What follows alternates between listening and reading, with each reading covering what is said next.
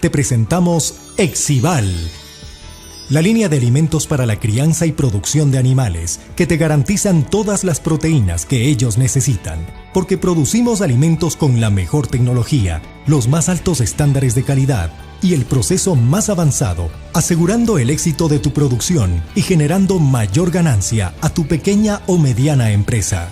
Asegura tu negocio y la calidad de tus animales con Exival.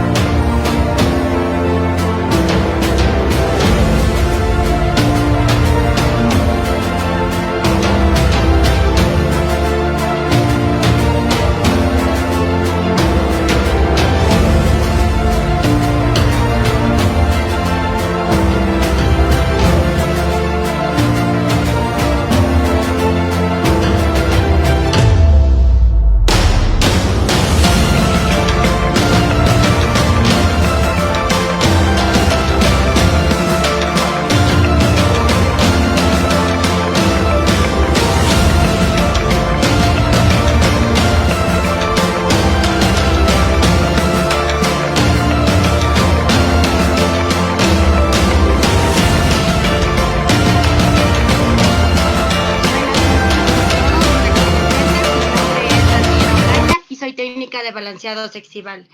El día de hoy estamos realizando nuestra segunda capacitación totalmente gratuita, junto con el doctor Álvaro Ojeda, quien nos impartirá el tema nutrición y alimentación en cerdos.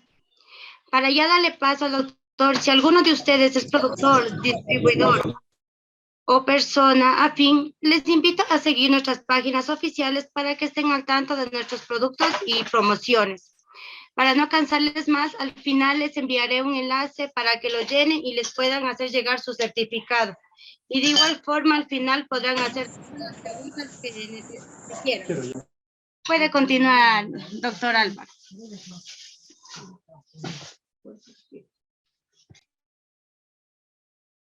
Sí, muy buenas tardes con todos. ¿Se oye bien, Daniela? Sí, doc, fuerte y claro. Perfecto, muchísimas gracias. Saludos a todos los presentes. Sí, como les comentaba Daniela, mi nombre es Álvaro Ojeda. Formo parte del equipo técnico de TADEC y en esta oportunidad la gente de Exival nos ha pedido el apoyo con una breve revisión de lo que son los principios básicos de nutrición y alimentación en cerdo. Obviamente el tiempo es corto, solo vamos a revisar aquellos elementos más relevantes de la nutrición y la alimentación de cerdo, de modo tal de que al menos incrementar todo, porque aquí siempre todos aprendemos, incrementar el manejo del discurso básico, de cuando estamos haciendo un alimento, de cómo manejamos la nutrición y alimentación de cerdos, de cuáles son los principios básicos en la nutrición y alimentación de cerdos. Entonces, desde ese punto de vista, vamos a iniciar. Sí les agradezco a todos si en algún momento se deja de escuchar por algún motivo. Al fin y al cabo, las conexiones en línea son así. Pues me comentan.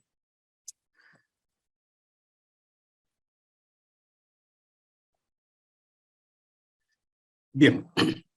Comenzando, pues nada, siempre es bueno ubicarnos en el tiempo. Y vamos a hablar de cerdos. Vamos a hablar de una especie muy particular. Se dice que fue domesticado.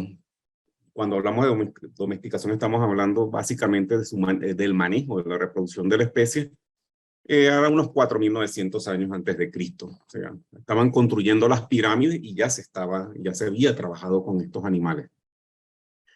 En Europa llega unos 15.000, unos 1.500 años antes de Cristo, ingresan los primeros cerdos, y América nos llegan en el segundo viaje de Colón. Él trae el cerdo a esta parte del planeta. Este animal, una vez que lo trae, lo realiza en su segundo viaje. Esto es llegando por, en aquel momento era la Española, o sea, la unión de Dominicana y Haití. El animalito entra por esta zona y de ahí se disemina hacia Colombia, Venezuela, Perú y Ecuador.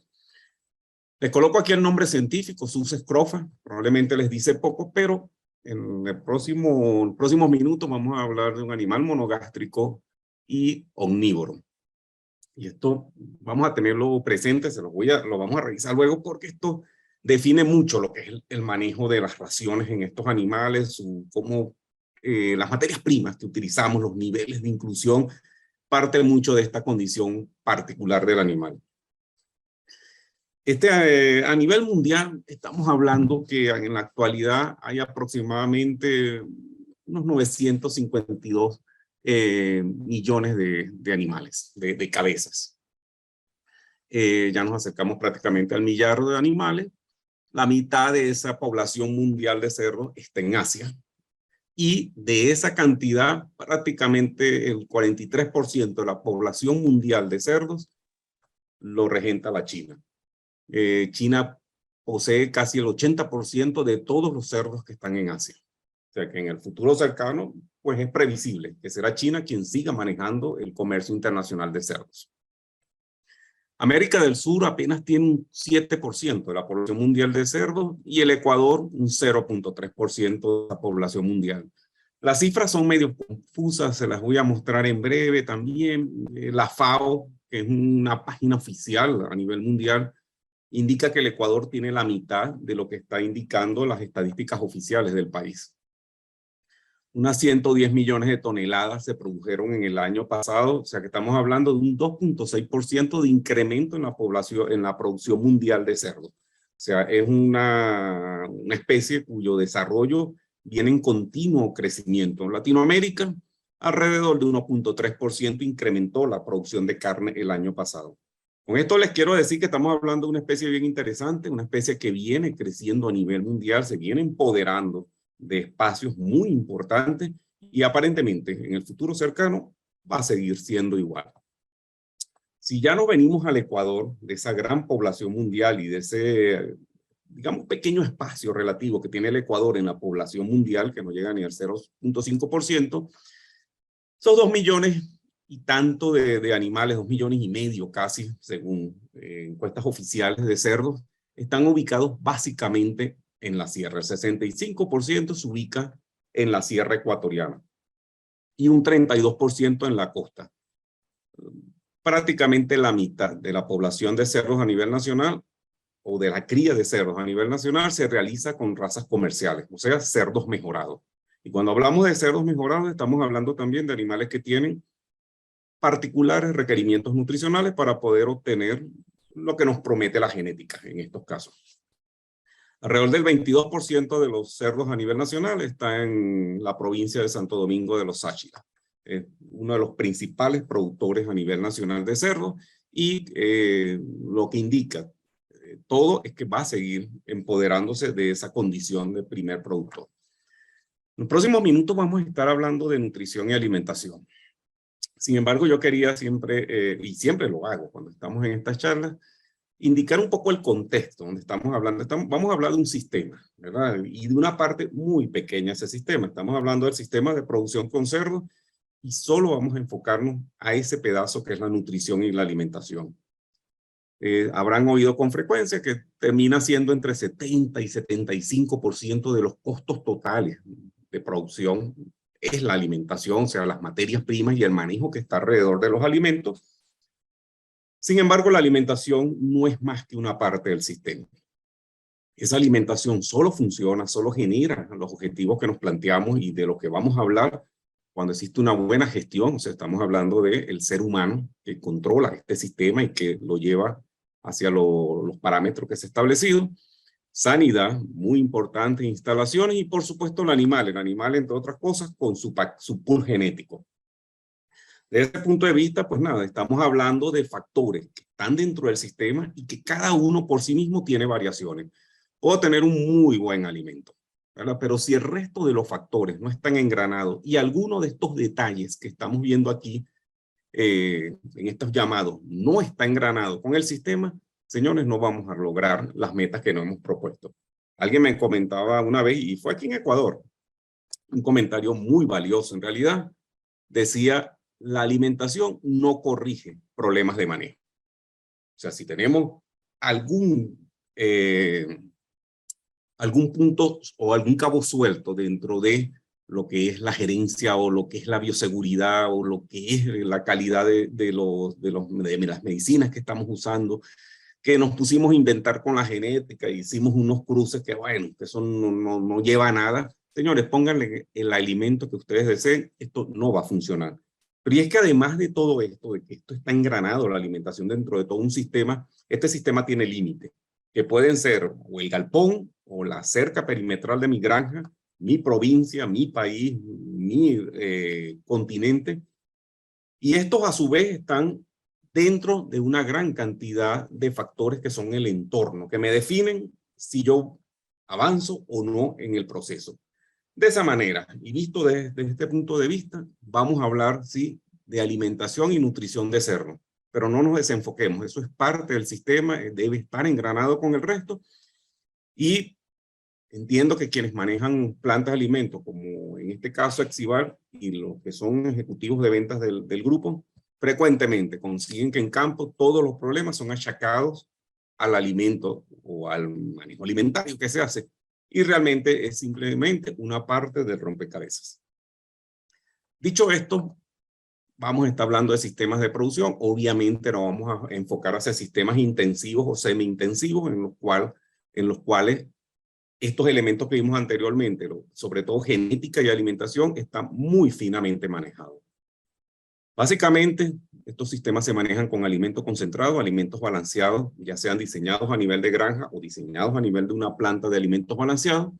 Y actualmente el Ecuador ostenta, el año pasado o hace 2 años, según las estadísticas no son muy abundantes, y estos datos son basados en una tesis que se hizo aquí a nivel nacional hace un par de años en la Universidad de Quito, donde hablaba de que las estimaciones se dirigen a unos 2.4 millones de toneladas de alimento balanceado al año que se producen en el Ecuador. Si nos vamos a la encuesta de Alltech a nivel mundial, eso sitúa al Ecuador más o menos en el puesto número 50 de productores de alimentos balanceados a nivel global. Estamos hablando de que este joven, porque fue un joven, encuestó a nivel nacional unas 268 plantas de alimentos balanceados.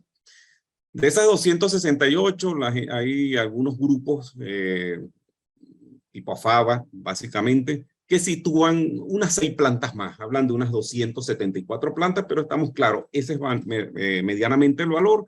Y de esas plantas, el 55% está en la zona de Tungurahua. Si sumamos lo que está en Tungurahua y Pichincha, estamos hablando de que aproximadamente el 70% de todas las plantas que elaboran alimentos balanceados para animales están ubicadas en esas 2 provincias. De esas plantas elaboran en un 76% alimentos para aves. El alimento para cerdo es el 8% de la cantidad de alimento que se genera en esas plantas registradas por este estudio. Obviamente aquí probablemente quedarán muchas de esas pequeñas plantas que están en granja y que probablemente no fueron censadas. Estamos hablando de plantas que tienen mayor formalidad en sus instalaciones. Desde ese punto de vista, 8% es el alimento para cerdos, así que estamos hablando de que luego de la industria acuícola es de los renglones de alimentos balanceados más importantes a nivel nacional. Y estas plantas están afiliadas a organizaciones, de la cual la más importante es AFABA por el número de afiliados que tiene.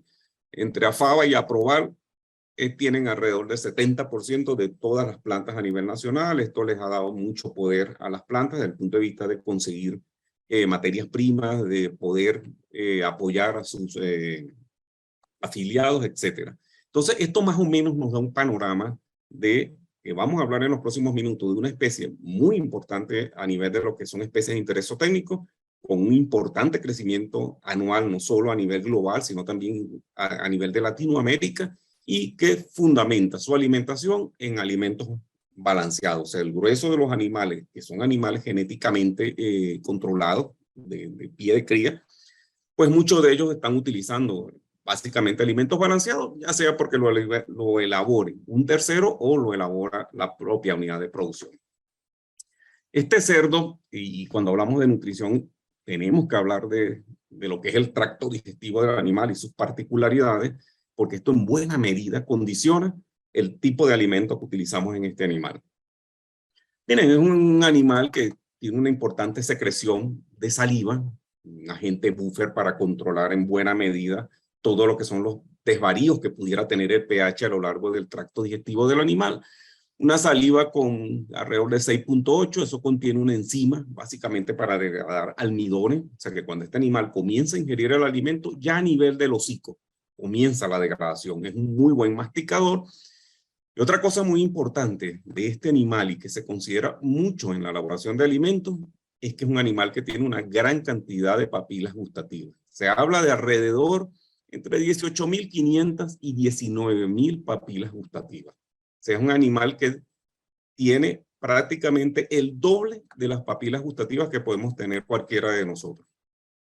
Estudios muy recientes dicen o han apuntado a que este animal tiene incluso preferencia por algunos sabores muy particulares, más allá de lo que ya se conocía, y es el uso de saborizantes en estos animales y el uso de sabores lechales o tipo mantecado, tipo coco en animales muy pequeños.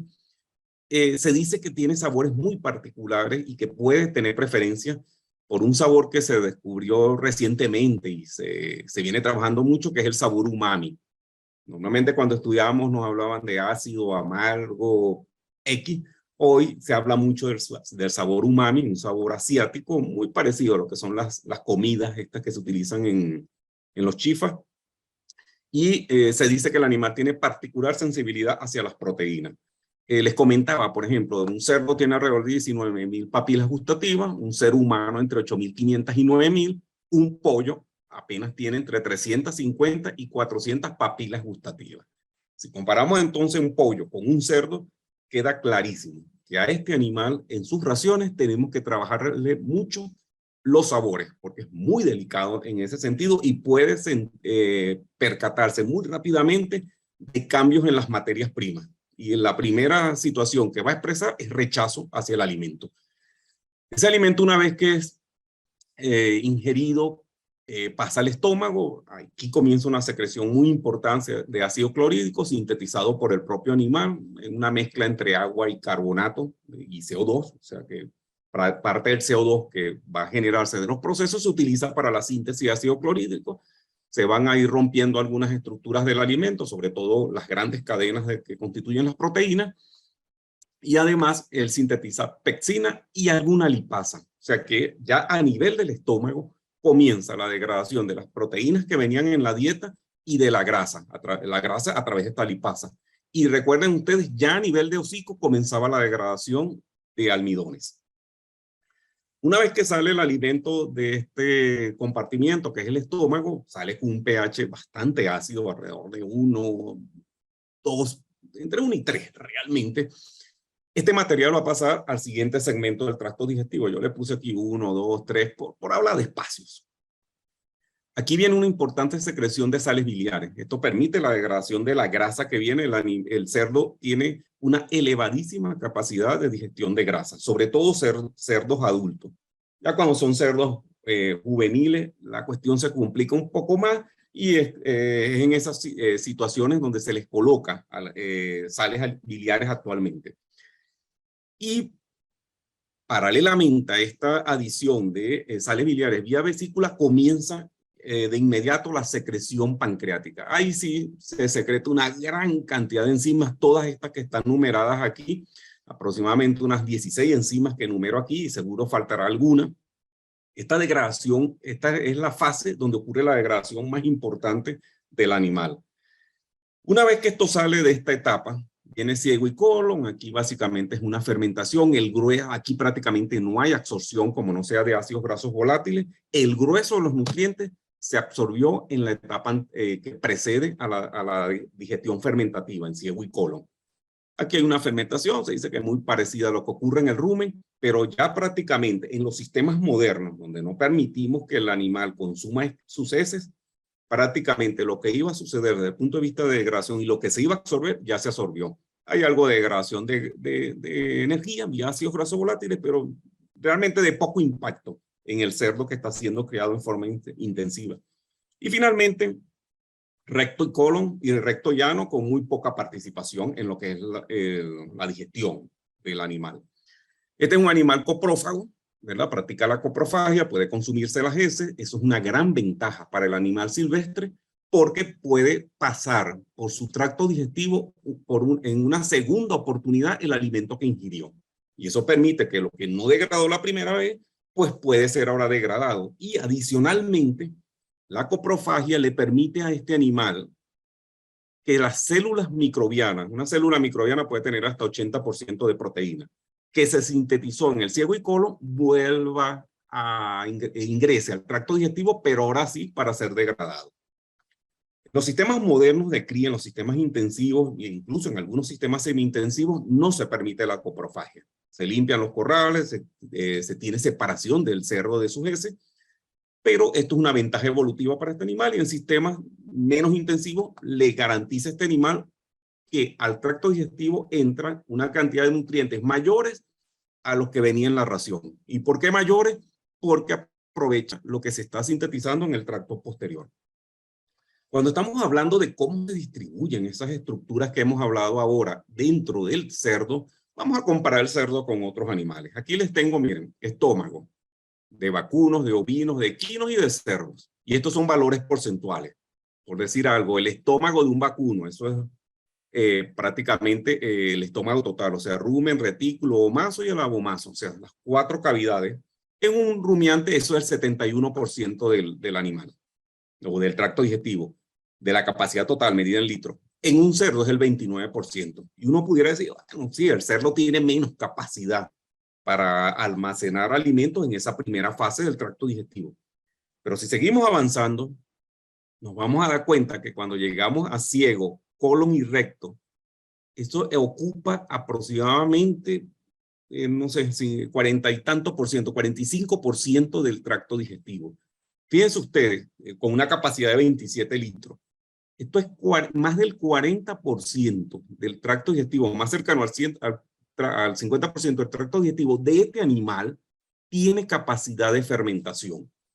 Y eso nos dicta una pauta bien interesante en estos animales. Sí, no es un rumiante, estamos claros, no rumia. Y la cantidad de fibra que puede consumir, pues, está limitada en ese sentido.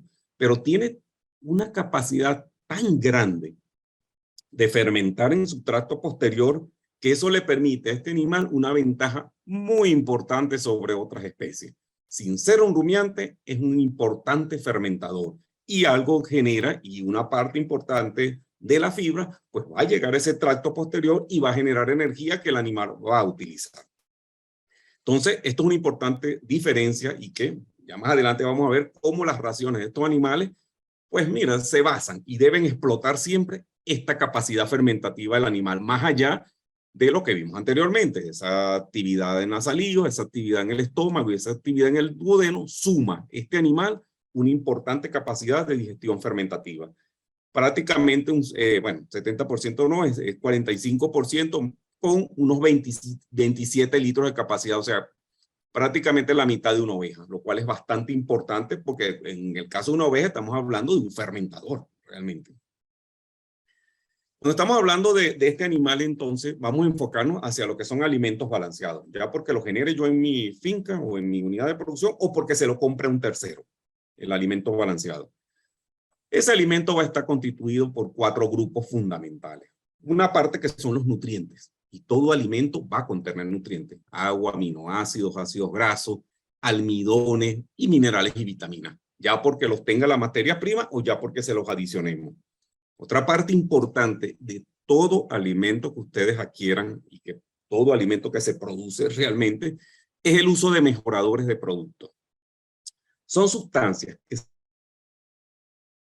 se incorporan en el alimento y no tienen en sí mismo valor nutricional, pero cambian totalmente la respuesta de los animales. Más adelante vamos a hablar de enzimas. Un alimento con saborizantes o sin saborizantes para cerdos son dos patrones distintos de consumo. En algunos casos, no en este, realmente se utilizan pigmentantes, aglomerantes, secuestrantes para reducir la presencia de micotoxinas, y paren ustedes de contar. O sea, esta es una de las áreas donde la nutrición ha crecido más en los últimos 10 años y donde más se han invertido en dinero y esfuerzo en avanzar en el tema de mejoradores del producto. Luego hay una parte del alimento que son materias primas, materiales inertes. Eso va a salir en las heces. Todo alimento tiene una fracción inerte que va a salir en las heces. O sea, no hay capacidad en estos animales, ni en la mayoría de los animales, de interés técnico para degradar alguno de estos materiales que están nombrados aquí. Le coloco entre comillas artefactos, que son productos que se crean por calor. Muchos de estos alimentos balanceados son tratados con calor y el calor desnaturaliza algunas fracciones y crea los denominados artefactos. Y finalmente, todos los alimentos tienen tóxicos. Hasta el maíz tiene tóxicos. O sea, y estamos hablando del maíz porque, bueno, el concepto de alimento es muy flexible. Y si yo tengo unas gallinitas en el patio de mi casa, para mí el alimento es el maíz que les doy. Y si a lo mejor tengo esas mismas gallinas en una jaula, en un sistema intensivo, con ambiente controlado, pues para mí ese maíz es una materia prima de las tantas que tiene mi alimento. Pero como les comento, hasta el maíz, que uno lo considera un producto, una materia prima muy noble, tiene tóxico. No nos vamos a poder detener en todo esto, ¿verdad? Pero tengan ustedes conciencia que cuando compran un alimento o cuando hacen su alimento, hay mucha tecnología detrás y muchas fracciones que quien hace la nutrición o quien maneja la combinación de materias primas tiene que tener en consideración y tiene que tener muy en cuenta todas estas fracciones para generar la mejor respuesta del animal. O sea, que se exprese la salud y la genética de la mejor manera. Normalmente, ¿qué utilizamos de materias primas cuando estamos haciendo un alimento? Lo primero, cereales, maíz, trigo, sorgo en algunos lugares, arroz que se utiliza mucho en las raciones para hacerlo y es una muy buena materia prima. Esos materiales, como ustedes se podrán imaginar, son muy altos en almidón, o sea que buena parte de la nutrición energética o de la energía de los alimentos viene vía cereales, ¿verdad? Líneas generales, un alimento es 65% son cereales. En Ecuador, básicamente maíz. Y en cerdos, pues sí, existen combinaciones de cereales. Podemos utilizar arroz de una forma importante, porque el cerdo es muy hábil para degradar el arroz. Ya les voy a mencionar unos valores así de referencias de raciones típicas. Pero miren, cuando estamos utilizando esto y 60-65% del alimento son cereales, estamos básicamente ingresando a la dieta almidones. Una fracción muy pequeña de minerales, de grasa, etc. O sea, básicamente el ingreso es pues, por almidones, por energía. Y luego la otra parte importante de todas las raciones que hacemos para todas las fases de estos animales, sobre todo las fases que ya pasan del inicio, son oleaginosas o sus subproductos. La reina de todas estas, este frijol que está aquí, soya, ¿verdad? Ya sea porque lo usemos integral, desactivada, o porque la usemos la harina desgrasada de soya, que es lo más tradicional que se usa prácticamente a nivel global. Y aquí en el Ecuador no es la excepción. Cuando usamos soya y la soya ingresa, ya sea soya, ya sea girasol, ya sea ajonjolí, ingresan como una fuente de proteína, ¿verdad? Estamos hablando de que aquí nos estamos quedando hasta cortos en ese valor de proteína. La soya nacional está entre 38%, 41% de proteína. O sea, básicamente, cereales por su función energética dentro del alimento, oleaginosas o sus harinas por su aporte proteico. Y de ambos grupos, tanto de cereales que están en el margen izquierdo de sus pantallas como de oleaginosas, utilizamos también sus subproductos. Ya les nombré uno: torta de soya, harinas de maíz, cafecho de trigo, polvillo de arroz, o sea, una gran cantidad de subproductos, ahora de moda algunas cascarillas también, que van a ingresar a la ración para intentar equilibrar nutrientes y, dicho sea de paso, se maneja mucho para reducir los costos de las raciones. Como subproductos que son muy variables. Cuando hablamos de cereales, medianamente sabemos qué son. Cuando hablamos de oleaginosas, también sabemos que son. Ya cuando hablamos de sus subproductos, la cosa comienza ya a cambiar.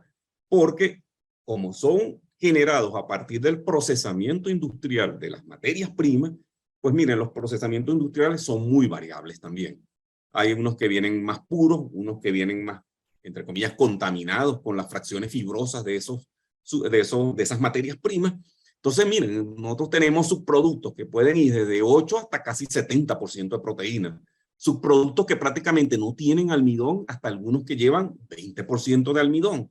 Así que con esto de subproductos, pues ya la cuestión hay que afinar bastante, se utilizan muchísimo, pero como les comento, una ración típica de cualquier planta de alimentos de cerdo lleva aproximadamente alrededor de, miren, entre 85 y 90%, 80 o 90% va a estar ubicado entre maíz o entre cereales y subproductos de oleaginosas. Eso es básicamente, o sea, 60% de maíz, un 25% de soya, por ahí andan el grueso de las raciones. Cambian un poco en las etapas iniciales, porque se incorporan harinas cárnicas, porque se incorpora suero de leche, etcétera. Pero ya cuando el animal despega de esa fase, prácticamente estamos hablando de una ración que entre 80 y 85% va a ser entre cereales y subproductos de oleaginosa o oleaginosas enteras tratadas.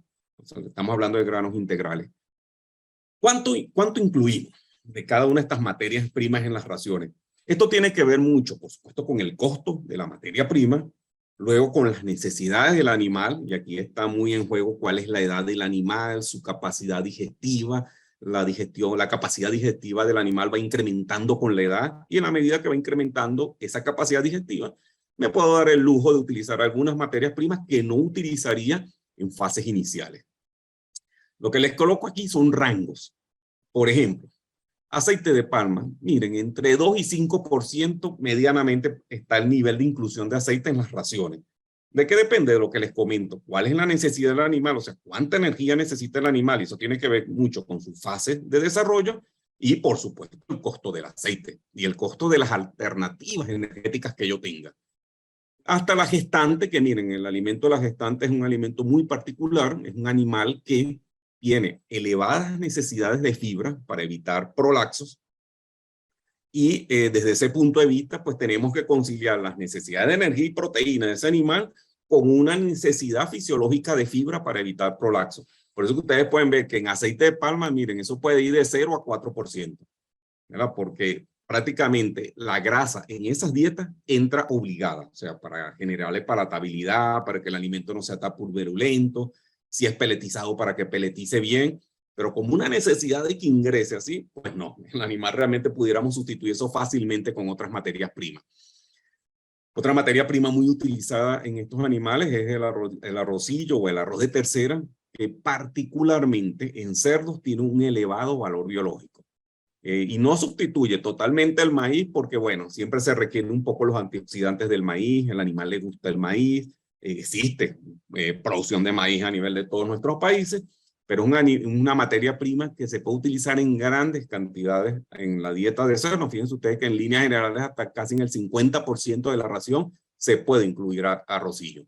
Obviamente estos niveles de inclusión, véanlo con la cautela que significa que yo tengo que conciliar esto con lo que me cueste cada una de estas materias primas y el tipo de alimento que le estoy dando yo al animal. Si se lo estoy dando en harina, es mucho más flexible los niveles de ingreso. Si se lo estoy dando en pellets o granulado, caramba, ahí tengo que estar pendiente de la calidad del pellet, ¿verdad? Y eso es muy importante entonces porque algunas de estas materias primas tienden a generarme pellets de baja calidad.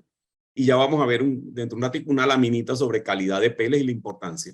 Luego tenemos el salvado de arroz, tenemos la melaza de caña, harinas de pescado que se pueden utilizar muy importantemente en fases iniciales. Ya en las fases de finalización, gestante o lactante, es muy opcional el uso de las harinas de pescado.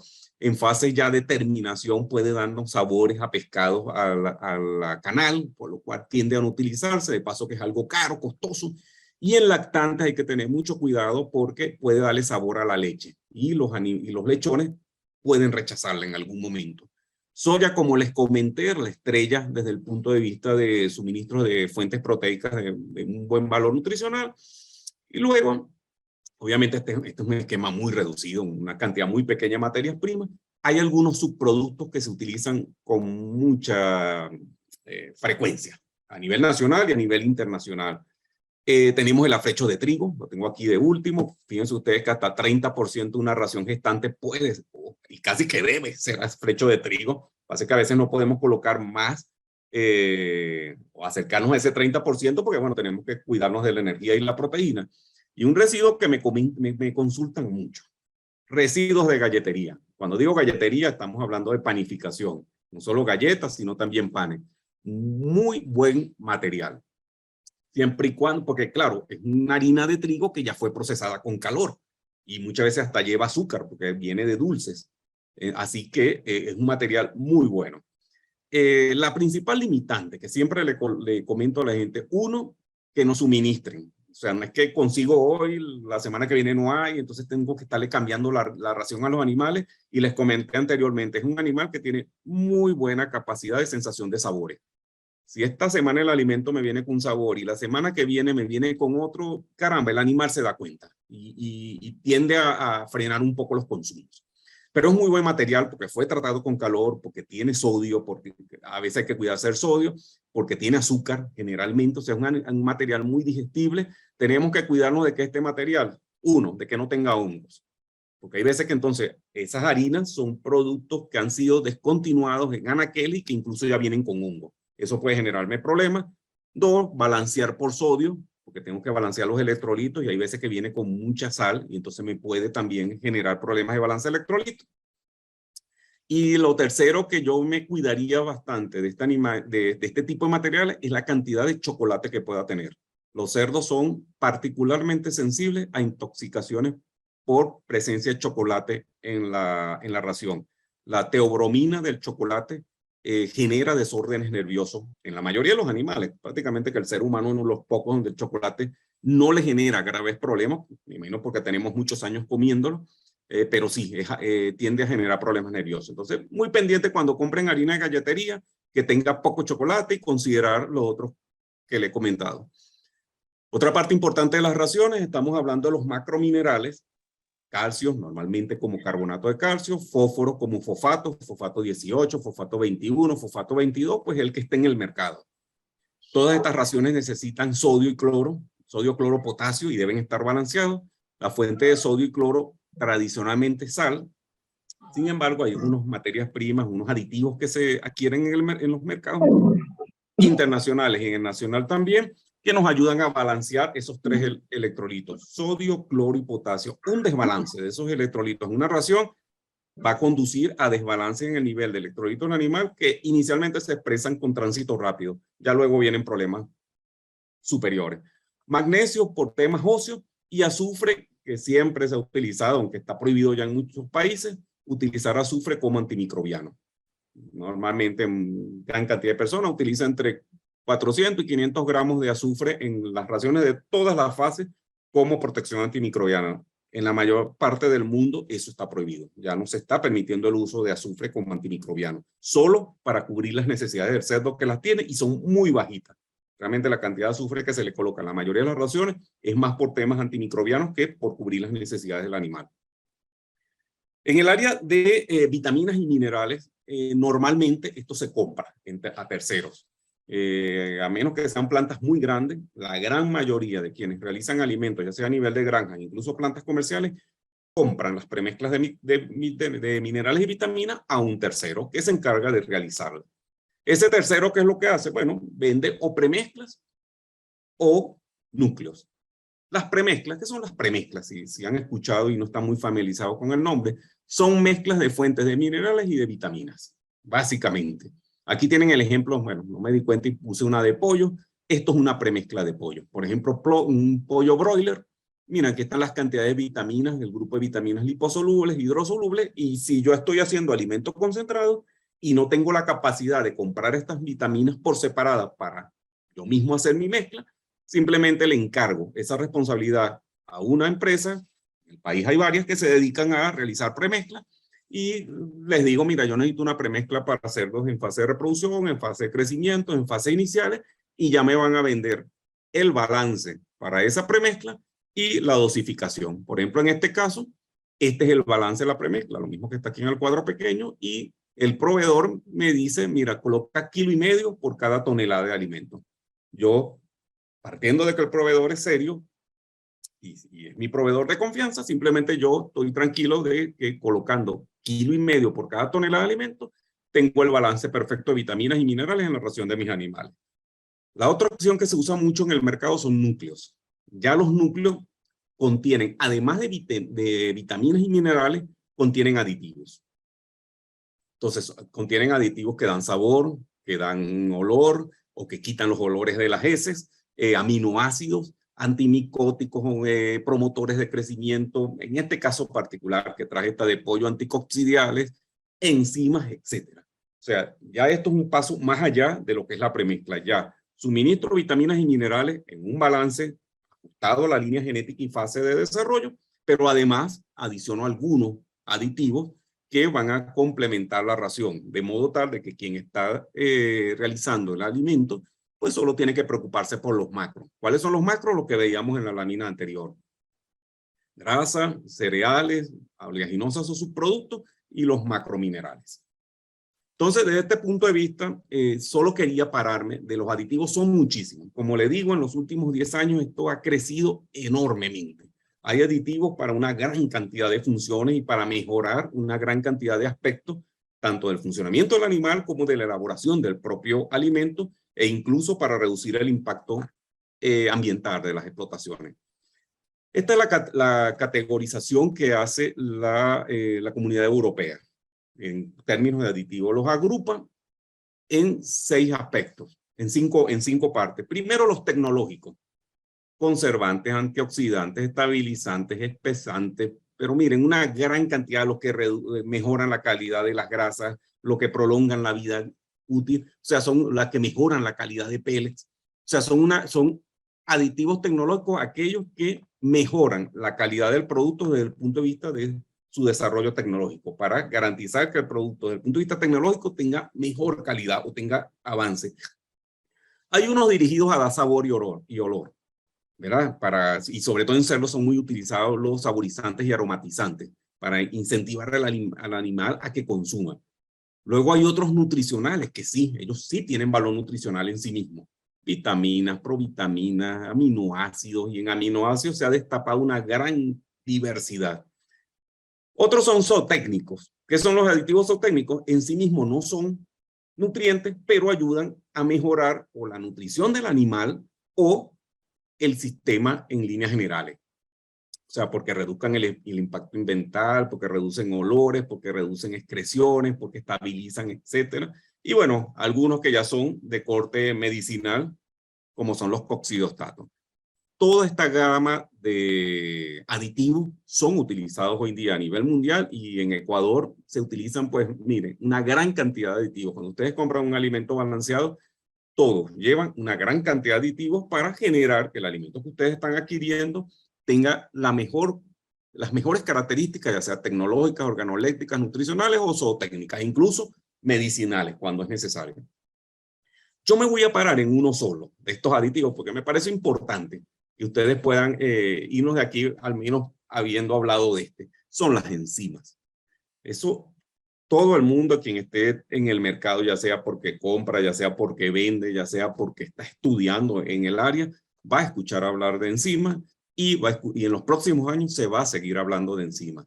Son moléculas de naturaleza proteica. O sea que por ser proteína, entonces están sometidas a todas las acciones de cualquier proteína. Requieren un pH para actuar, requieren temperatura y generan procesos de hidrólisis. ¿Cuál es la función de una enzima? La veíamos desde nuestros estudios de educación media. La función de una enzima es acelerar un proceso, siempre y cuando el proceso se pueda realizar. Entonces, las enzimas en nutrición animal, ¿qué función tienen? Las enzimas que llevan los alimentos balanceados, ¿qué función tienen? Acelerar el proceso digestivo. O sea, una molécula que se iba a degradar en un largo tiempo, por ejemplo, una molécula o una fibra de afrecho de trigo, pues que ahora se degrade más lentamente, más rápidamente. De modo tal de que en el menor tiempo posible, mi animal disponga de los nutrientes que van en la fórmula. Me gusta mucho poner este ejemplo para que la gente quede claro de lo que puede ser una enzima y hasta dónde pueden llegar las enzimas acelerando procesos. Fíjense ustedes, esta es la molécula de peróxido de hidrógeno. ¿No? Un agua hidratada, un agua oxidada con más oxígeno, una molécula adicional de oxígeno. Si yo esto lo hidrolizo, produzco agua y oxígeno. Fíjense ustedes, una botellita de agua oxigenada, un tarrito de agua oxigenada, en una estantería, eso puede durar más o menos, para que ocurra esta reacción que están viendo arriba, o sea, que se degrade el peróxido y se libere oxígeno y se quede el agua, eso puede tardar alrededor de 2 años y medio. Si ustedes ven, la vida útil de estas botellas en estantería es más o menos de 2 años. Si yo a este peróxido que está en esta botellita le coloco cloruro de hierro, esta reacción que podía durar 2 años y medio va a ocurrir en horas. Más o menos en 2 horas ocurre toda la reacción que antes duraba 2 años. Si yo a esto le coloco una enzima, que es catalasa, esto dura minutos. O sea, en minutos se produce esta reacción.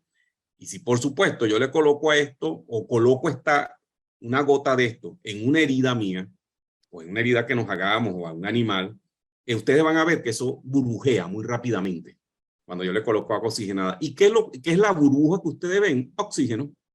¿Por qué? Porque la hemoglobina tiene hierro y catalasa. O sea que una reacción que antes duraba años, ahora esa combinación de un mineral con una enzima hace que la reacción dure segundos. En segundos se produzca. Esto para mí es la mejor definición de enzimas. Cuando utilizamos enzimas, lo que estamos es buscando acelerar procesos. En el área particular de nutrición animal, acelerar los procesos que tienen que ver con la nutrición. O sea, la digestión y la absorción de nutrientes. Enzimas, hace poco, hace unos minutos, en la primera lámina, le hablé de enzimas de los animales, aquellas que estaban en el tracto digestivo, amilasa, lipasa, proteasas, etcétera. Todas las que las mencioné, alrededor de unas 20 que les mencioné. Esas enzimas se llaman endógenas. ¿Por qué? Porque son secretadas por el propio animal. ¿Verdad? Y tenemos este listado que está aquí. O sea, agarré unas cuantas y se las pongo aquí. Amilasas, proteasas, lipasas, carboxipeptidasas, etcétera.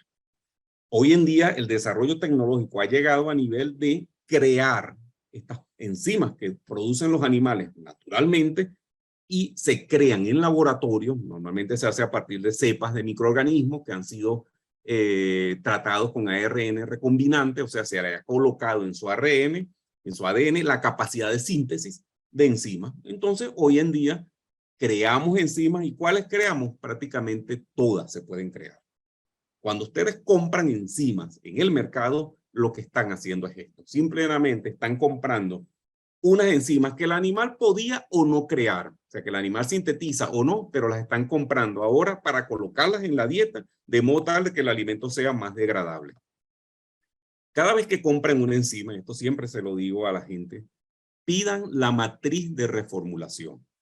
¿Qué es la matriz de reformulación? Si yo compro una enzima que va a mejorar la digestibilidad del almidón y por tanto del maíz, por decirlo en grueso, yo me compré o alguien viene y me dice, mira, te voy a vender una enzima que mejora la digestibilidad de la ración. Ah, perfecto, qué bueno. Entonces, ¿qué sucede? Cuando yo ingrese esa enzima en la ración, una parte del alimento que iba a salir en las heces ahora es degradado. Una parte del alimento que iba a perderse por excreción, ahora el animal lo puede utilizar. Desde ese punto de vista, las enzimas, si bien es cierto, tienen un costo, son diseñadas para reducir el precio de la ración. O sea, yo le coloco al alimento una enzima que puede estar costando, qué sé yo, 15, 20, 40 dólares el kilo, pero eso que yo le estoy costando a la larga hace que o a la larga no, inmediatamente, eso hace que mi alimento sea más económico. ¿Por qué? Porque ahora yo la cantidad de nutrientes que le ponía antes del alimento le pongo un poquito menos, porque parte de lo que iba a salir en las heces ahora se va a utilizar. ¿Qué tanto menos le voy a colocar y cuál es el valor de la enzima? Por eso le digo siempre, pidan la matriz nutricional. Cuando esa enzima entra a la ración, entra con un perfil. Por ejemplo, esto es una enzima X. Ni le prestan atención a nombres, creo que ni dice nombre, con una cantidad de unidades internacionales de betaglucanasa, celulasa, silanasa, fitasa, enzimas. O sea, yo voy al mercado, me compro esta enzima y cuando yo voy a hacer el alimento, en este caso creo que era de un kilo que se le coloca al alimento, ¿verdad? Sí, un kilo aquí dice 1000 gramos por tonelada. Cuando yo coloco los 1000 gramos, yo a esos 1000 gramos le doy este valor nutricional. 615.000 kilocalorías de energía metabolizable, 3.953% de proteína, 160% de lisina, etcétera, etcétera. ¿Qué sucede? Cuando esa enzima, yo hago el alimento, va a sacar materias primas del alimento, de la fórmula. Y es por eso que tradicionalmente la mayoría de las enzimas tienden a reducir el precio del alimento entre 3 y 5%. O sea, metí algo en el alimento que era costoso, pero termina reduciendo el precio final del alimento. Y fíjense ustedes, esto es un ejercicio cualquiera. Usar una enzima, esta en lo particular o cualquier otra, tiende a reducir la cantidad de soya. Fíjense ustedes, está reduciendo como en 5% la cantidad de soya en la ración. Tiende a reducir la cantidad de fósforo, de fosfato, básicamente, fíjense, prácticamente 70% del fosfato tiene que salir de la ración porque la enzima libera fósforo que antes no era disponible para el cerdo. Parte del aceite, en este caso era con aceite de soya, este ejercicio, con palma sucede lo mismo, se reduce la cantidad de aceite de palma y por supuesto, si estamos reduciendo un grupo de materia prima, alguna tiene que subir para volver a equilibrar lo que es el 100% de la ración. Normalmente tiende a subir el maíz en grano, el arroz, etcétera. Aquí no está el afrecho de trigo, normalmente con enzimas se usa más afrecho de trigo de lo que se usa normalmente cuando no están ellas. Entonces es uno de los aditivos que se viene utilizando muchísimo, es un aditivo de este tipo zootécnico, o sea, ellas en sí mismas, una enzima como tal no tiene mayor valor nutricional, solo que libera nutrientes presentes en la ración. Como esto es algo que viene, se nombra muchísimo, siempre se está hablando de él, quería mostrarles cómo funciona una enzima. Luego tengo las materias primas, tengo su costo, tengo los aditivos que voy a utilizar, me toca formular. Lo primero que normalmente uno se fija, y ya cada granja prácticamente tiene su mundo en ese sentido, es el diseño de la fórmula, y para eso nos guiamos por algunos manuales o algunos libros. Están las tablas brasileras, los manuales de línea genética, por ejemplo, este es el manual de Topic, las normas FECNA, que son normas de la Comunidad Europea, ¿verdad? Básicamente españolas son en este caso. Cada uno de estos, y hay muchos más manuales, ¿no? Dependiendo de donde lo busquen, pueden agarrar las tablas americanas, pueden agarrar las tablas australianas, etcétera. O yo aquí solo traje una casa comercial, hay más casas comerciales y cada una tiene su manual. Cada casa comercial o cada manual de esto divide las fases de desarrollo del animal en etapas. Fíjense ustedes, las brasileñas me hablan de 3 etapas en el preinicial, un inicial de 15 a 30 kilos, crecimiento 1 y 2, hasta los 70 kilos el segundo, y así va. Luego, dentro de cada fase hay categorías. Entonces, no es lo mismo el crecimiento 1 de un animal castrado que un animal entero, de una hembra que de un macho. Si yo estoy con los animales de reemplazo, pues también es distinto. Y ya luego vienen consideraciones muy especiales, si los animales están enteros, si son castrados químicamente, como los inmunocastrados, o si estoy utilizando aceleradores del desarrollo muscular en la fase final, como los beta-adrenérgicos, muy conocidos por todo el mundo, la roctopamina en cerdos. Fíjense ustedes que si comparamos un manual con otro, esto cambia, ¿verdad? Cada manual tiene su fase, su desarrollo, y miren, casi que cada granja tiene el suyo también. Así que esto es muy de uso como una guía general, a menos que yo esté comprando animales Topic o PIC, pues normalmente la gente se guía mucho por el manual de la línea, porque bueno, quién la desarrolló y quién sabe mejor cómo responde. Del resto, pues cada quien tiene sus etapas, y si ustedes van a una planta de alimentos, cada planta de alimentos también va a vender alimentos con nombres particulares y probablemente con valores que puedan diferir en algo de esto. Realmente no son muy distintos los rangos. Fíjense ustedes que las brasileñas me hablan de 15 a 30 kilos, el manual de la línea genética de Topic me habla de 25 a 35, y así pues cada quien va cambiando algunos kilitos, pero en línea general esto se conserva mucho. Y cuando hablamos de las hembras o de las reproductoras, machos como hembras, pues también hay una serie de categorías. Esto, por ejemplo, son las categorías que me incluyen la primera columna de las hembras, de los reproductores en el área de las tablas brasileñas, muy utilizadas en Latinoamérica y académicamente muy utilizadas. El manual Topic me habla entonces de otros valores y me clasifica muy bien los estadios. Me habla de 3 fases en gestación que se pueden fusionar en 2. Incluso ellos dan los valores para fusionar en 2. un solo alimento de lactación, mientras que las normas de FECNA me hablan de 2 alimentos o 2 tipos, si la hembra es estándar o es hiperprolífica, un poco para garantizar lo que va a ser la recuperación de la hembra en el posparto. Los manuales de muchas, por ejemplo, de Topic, que me habla del flushing, ¿verdad? Una vez que ha sido destetada la hembra, esa fase para recuperar rápidamente el peso, que no dura más de una semana. Y no todo el mundo, algunas tablas hablan de los berracos. A veces son los eternos olvidados, ¿no? Del tema. Y cuando hay un problema reproductivo, igual pasa en humanos, cuando hay un problema reproductivo, normalmente se piensa que es la hembra la del problema. Y no, muchas veces son los machos, realmente los que tienen el problema. Y pasa en la especie humana y pasa también en las especies animales, incluidos cerdos. Entonces, cuando vamos a diseñar un alimento, tenemos que estar pendientes de las fases que vamos a manejar, cuáles son nuestras metas, qué peso pensamos que debemos obtener en cada fase, y en función de eso vamos diseñando la tabla con unas necesidades que me dice la tabla que estoy utilizando. Yo les traje como ejemplo, fíjense ustedes. En energía, normalmente se vienen manejando, las tablas brasileñas manejaban 3.350 kilocalorías parejos independientemente del estado fisiológico. Hoy en día, si ustedes estas son del manual Topic, ¿verdad? Vienen modificando esto bastante, han bajado la cantidad de energía que debe tener la ración, hablan de unas 3.300, que son 50 menos que lo que me decían las tablas brasileñas, y luego todavía bajan bastante más.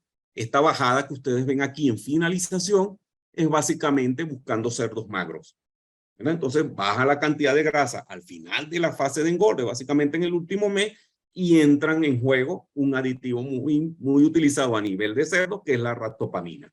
Si estuviéramos hablando de toros, ¿verdad? O de ovejos en ceba o de caprinos, estuviéramos hablando del clenbuterol. O sea, son aditivos dirigidos a modificar la distribución del cuerpo del animal, que en vez de más grasa deposite más proteína. De ese modo, pues miren, les traje esto como un ejemplo, se pueden meter en literatura y van a conseguir varios ejemplos, pero medianamente por este valor andan las necesidades energéticas de los animales, y las de proteína giran alrededor de los valores que ven aquí abajo.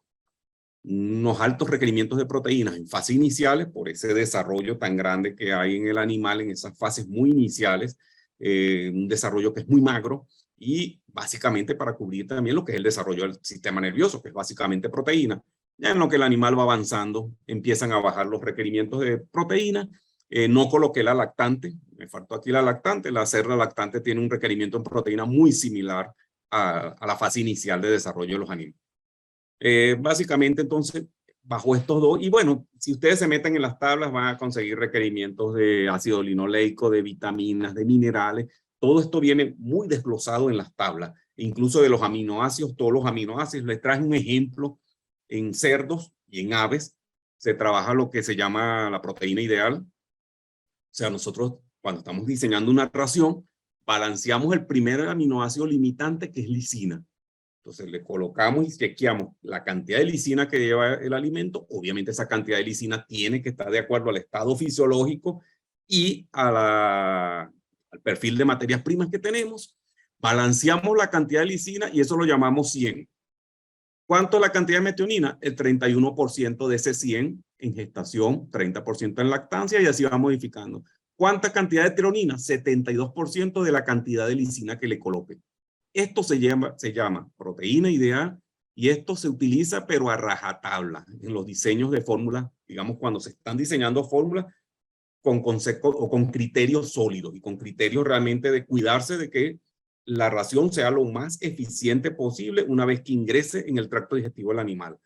Una ración que no respete la proteína ideal es una ración condenada a la subutilización de la proteína. Y fíjense ustedes que esos valores, los valores relativos de cada aminoácido con respecto a la lisina, que es el primer aminoácido limitante, tanto en aves como en cerdos, eso va cambiando con el estado, con la etapa fisiológica del animal. Pongan ustedes valina. Va desde 70% hasta 67%, dependiendo de cuál es el alimento que estoy haciendo. ¿De qué tomamos en cuenta para esto? Pues cuáles son las fuentes de proteína. Hay fuentes de proteína de mejor calidad, hay fuentes de proteína de menor calidad. cuál es la cantidad de esa fuente que yo voy a utilizar en las raciones. Normalmente las harinas cárnicas son de muy buen perfil desde el punto de vista de aminoácidos, las de vegetales de menos, las cárnicas muy caras, por eso se usan muy restringidamente. Les comenté lo de las enzimas. Ah, bueno, pero entonces si yo uso enzimas también lo tengo que tomar en cuenta. Y lo que me falte de aminoácidos, de lo que aporta la ración para yo terminar de hacer este balance que les muestro aquí, lo compro en aminoácidos sintéticos. O sea, yo voy al mercado y simplemente compro lisina sintética, metionina sintética, treonina sintética y termino de balancear mi alimento desde el punto de vista de proteína. Esto lo tenemos que hacer para minerales, esto lo tenemos que hacer para todas las fracciones nutricionales que les mostré en aquella lámina donde les mostraba cuáles son las fracciones nutricionales que tiene un alimento. Ya luego hay un tema que siempre se lo preguntan a uno, harina o pellets. Eso es un tema de discusión que siempre estamos escuchando por ahí nombrar. Y fíjense, de esto no hay mucha duda. Les traje una cita del año 94, o sea, de varios años atrás, y otra del 2015, un poquito más cercana, unos 7 años atrás. Y ambas citas concluyen lo mismo, y eso ya se sabe desde hace bastante tiempo. Si yo le doy un alimento en harina, el mismo alimento, estoy hablando del mismo composición, exactamente la misma, solo que a este grupo se lo dieron en harina y en este grupo peletizado, en gránulos.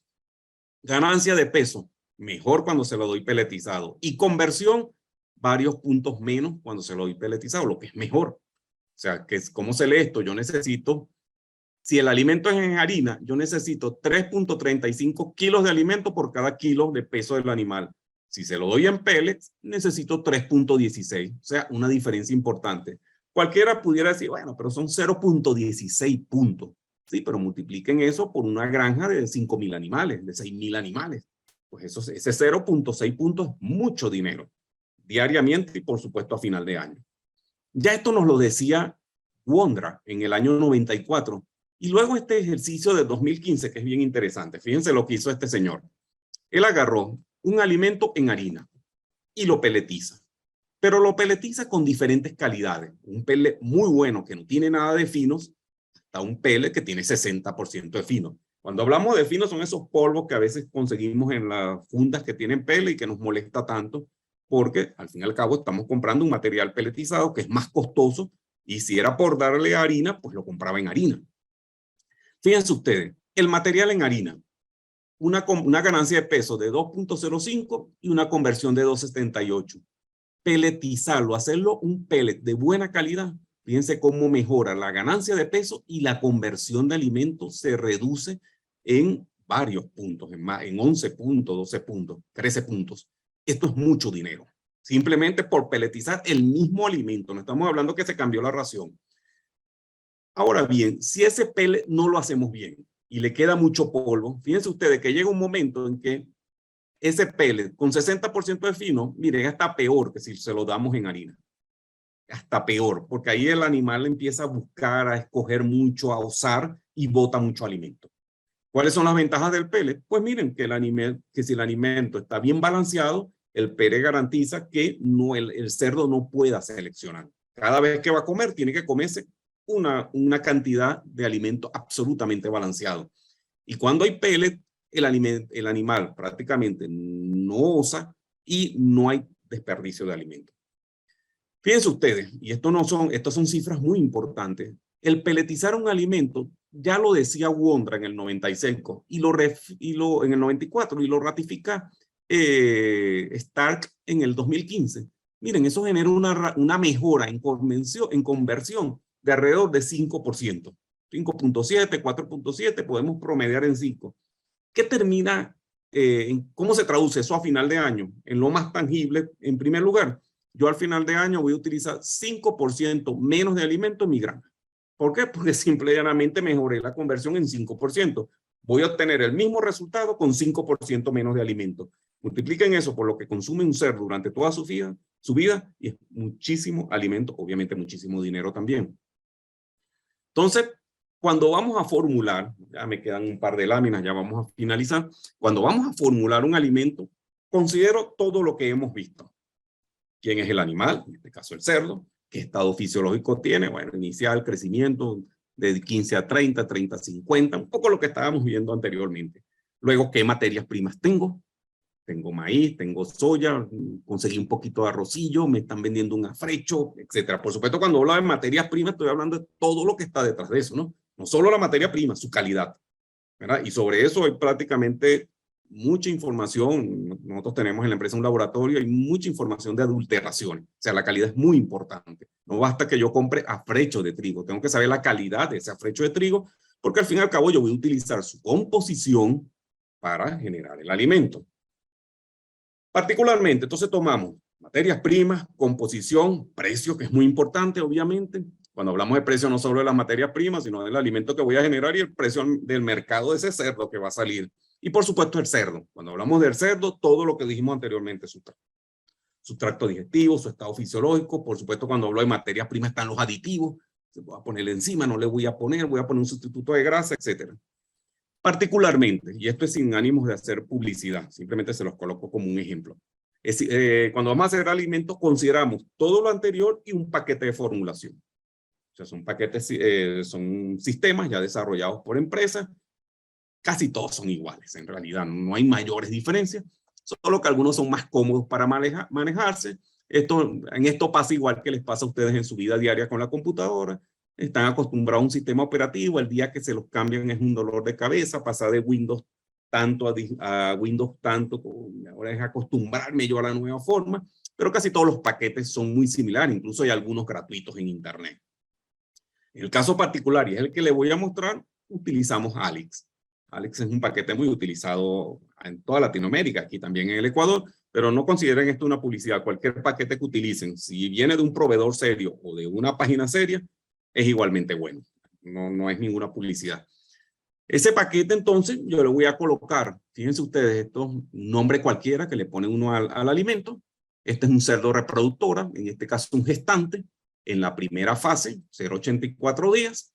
Y esta es la fecha en que lo hago. Esto es un código personal que yo le coloco para cuando lo vaya a buscarme, no perderme tan fácilmente. Aquí estaba el nombre de la empresa, se lo borré, ¿verdad? Entonces aquí usted le coloca, mire, este es de la empresa X, ¿verdad? Y entonces cada vez que vayan a buscar en esa empresa, les sale todas las fórmulas que tienen. Ven en esta columna un listado de materias primas. Aquí tienen un listado de materias primas, fíjense, maíz amarillo importado de 7.1%, bueno, aquí se me colearon unos nombres. 7,1% de proteína, frecho de trigo, harina de soya, polvillo de arroz, carbonato de calcio, aceite de palma, melaza, premezcla, sal, fosfato. Aquí se incorporan aminoácidos esenciales porque se está usando una premezcla. Recuerden que le decía, premezcla es vitaminas y minerales, básicamente. Entonces, como solo es vitaminas y minerales, aquí tengo que incorporarle lisina, algunos aditivos como ácidos orgánicos se le incorporan, se le está incorporando paredes de levadura para secuestro y mejorar la flora intestinal, metionina, treonina, triptofano, y 2 complejos enzimáticos. Lleva este alimento particular. No se fijan en el nombre, realmente quería mostrarles un listado de materia prima. Un alimento puede tener eso que está ahí, no sé, una docena o más de materias primas, sobre todo muchos aditivos para intentar potenciar la respuesta. Y yo le digo al programa, por ejemplo, de afrecho de trigo no te pases del 32%. De polvillo de arroz, entre 3 y 6. Fíjense ustedes, un mínimo y un máximo. Ustedes le ponen los niveles, porque si ustedes le dejan esto libre, le puede ser un alimento que en teoría está balanceado, pero que ningún animal se lo va a comer. Entonces ustedes le van diciendo, mira, de aceite de palma, no menos de 1.5. Ponle lo que tú creas, le dice uno al programa, pero no menos de 1.5. ¿Por qué? Porque el aceite reduce polvo, al cerdo le gusta, o sea, es una materia prima que tiene que ir. Si estamos peletizando, mejora la calidad de pellets. Melaza, no me le pongas más de 1. O sea, mínimo 1, máximo 1. ¿Por qué? Porque si no, puede hacerme una pasta de alimentos. La melaza simplemente en alimentos para hacerlo normalmente entra como saborizante. Tiene un valor energético, pero frente a la grasa es mínimo. Y frente a muchos de las materias primas, por lo cual básicamente entra para darle sabor. Aprovechando lo que les decía, esas 19.000 papilas gustativas de este animal. Una premezcla, el fabricante me dice en cuánto tiene que entrar, pues nada, entra en el valor que me dice el fabricante. Sal como fuente de cloruro de sodio, fosfato como fuente de fósforo, en este caso es un fosfato de 21, ustedes le digan fosfato 21, es 21% de fósforo. Fosfato 18 es 18% de fósforo. Aminoácidos, ácidos orgánicos, y ya aquí, por ejemplo, en estos que son aditivos, entran a cantidades fijas. El fabricante, por ejemplo, de este producto me dice que debe entrar 750 gramos por tonelada, pues miren, mínimo 750, máximo 750. No te me pases de ahí, es lo que uno le está diciendo. Una lista de precios, que está aquí, o sea, cuánto cuesta cada una de estas materias. Yo le hablaba de $15 la enzima, sí, más o menos $15 un complejo enzimático, una fitasa $7.50, pero aquí están las materias primas y los precios.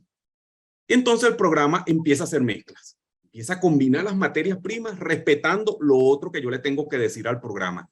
¿Qué composición química quiero que tenga el alimento? En este caso particular, ¿qué le digo yo al programa? Que el balance electrolítico no baje de 195. Esos son 195 miliequivalentes, que es una ecuación que relaciona sodio, cloro y potasio. Eso es para que el alimento me quede bien balanceado y no me genere problemas electrolíticos en el animal. De calcio, 0,8, o sea, ni más ni menos, 0,8% de calcio que estoy pidiendo yo al programa. Cloruro se lo dejo libre, porque eso va a entrar con la sal. Colina se lo dejo libre, eso viene en las premezclas o en el núcleo. Energía metabolizable, 3050, o sea, entre 3000 y 3030. Aquí se pasó un poquito y por eso que me está diciendo en rojo. Mira, este alimento está un poquito pasado. Y así le vamos diciendo, algunas cosas se las dejo libre. Fibra, no me interesa fijarla. Es un gestante, que salga la mayor cantidad de fibra. Fósforo, sí, porque eso tiene que estar relacionado con calcio. Y así vamos, fijando máximos y mínimos. Y ahora, una vez que tenemos las materias primas y su composición y precio, ¿y qué quiero yo de perfil nutricional? Pues nada, bueno, aquí pasamos a lo que yo les tenía en la primera hoja.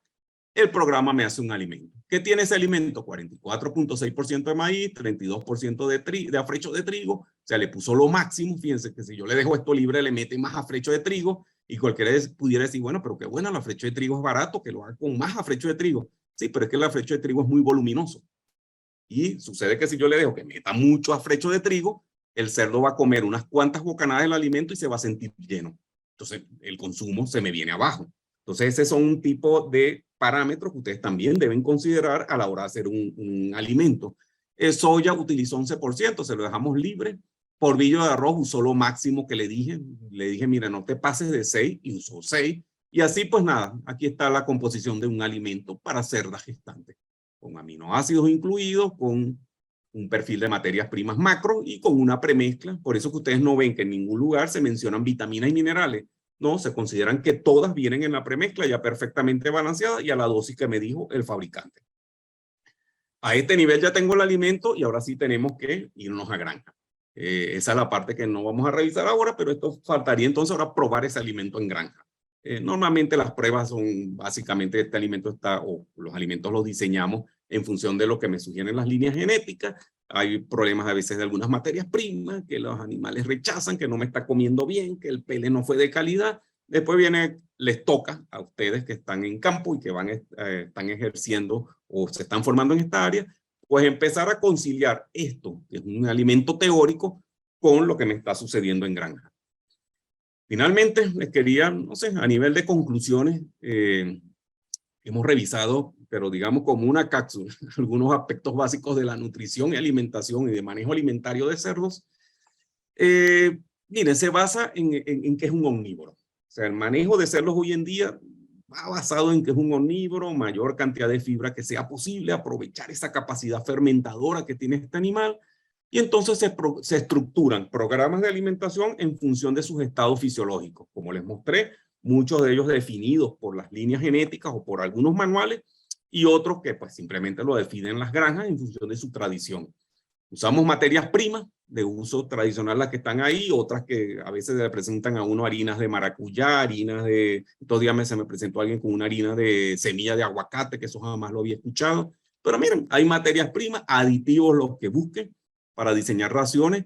¿Cuál es el objetivo de la ración? Por supuesto, satisfacer las necesidades nutricionales del animal bajo condiciones de manejo preestablecidos, si es intensivo, si es extensivo, y obviamente haciendo conciliar lo que es la mayor eficiencia biológica con la mayor eficiencia económica posible. Normalmente esos dos parámetros no van juntos, lo que buscamos es el mejor acercamiento entre ambos.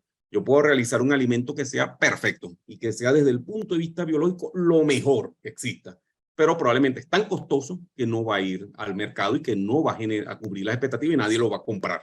Entonces uno lo que busca es, bueno, si vamos a hacer el mejor alimento posible al menor costo posible para conseguir valores de rentabilidad.